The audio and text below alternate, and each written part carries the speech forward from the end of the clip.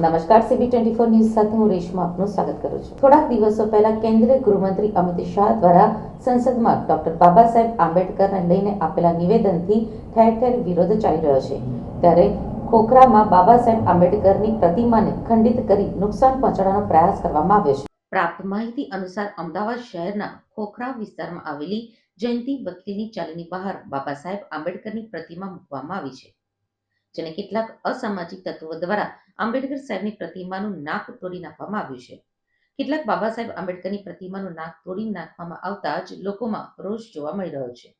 આ ઘટનાની જાણ થતાં જ પોલીસ ટીમ ઘટના સ્થળે પહોંચી ગઈ હતી। વહેલી સવારે જ્યારે લોકો ત્યાંથી પસાર થઈ રહ્યા હતા ત્યારે ધ્યાને પડ્યું હતું કે બાબા સાહેબની પ્રતિમાને ખંડિત કરી અપમાન કરવામાં આવતા જ સ્થાનિક લોકોની લાગણીને ઠેસ પહોંચાડી છે અને લોકોના ટોળે ટોળા ભેગા થઈ ગયા હતા। આ ઘટનાની જાણ થતાં જ પોલીસની ટીમ પણ ઘટના સ્થળે પહોંચી હતી। ત્યારબાદ સ્થાનિક લોકોનું ટોળું ખોખરા પોલીસ સ્ટેશને પહોંચ્યું હતું અને ફરિયાદ નોંધાવી હતી।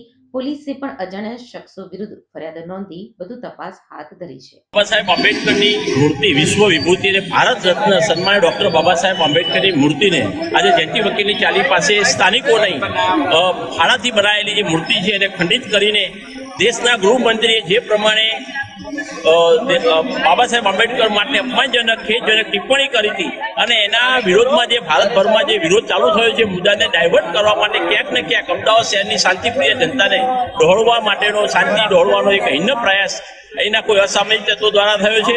ખોખરા પોલીસ સ્ટેશનની હદની અંદર આ જયંતિ વકીલની ચાલીની આગળ જે આંબેડકરનું સ્ટેચ્યુ છે એ આંબેડકરના સ્ટેચ્યુને કોઈ અસામાજિક તત્વએ ખંડિત કરવાનો પ્રયત્ન કર્યો છે અને એ જે ખંડિત મૂર્તિ થઈ છે અમારી જાણકારી મુજબ અને સ્થાનિકો સાથે જે ચર્ચા થઈ તે મુજબ રાત્રિના 2 વાગ્યા સુધી તો આ મૂર્તિને કોઈ પણ પ્રકારની ખંડિત નથી થઈ અને 7:30 એમને 2 થી 7:30 વચ્ચેનો આ કોઈ અસામાજિક તત્વએ આ કૃત્ય કર્યું છે અને એની કાયદેસરની જે FRI અને ફરિયાદ નોંધવાની કામગીરી અત્યારે પોલીસ સ્ટેશન ખાતે ચાલી રહી છે।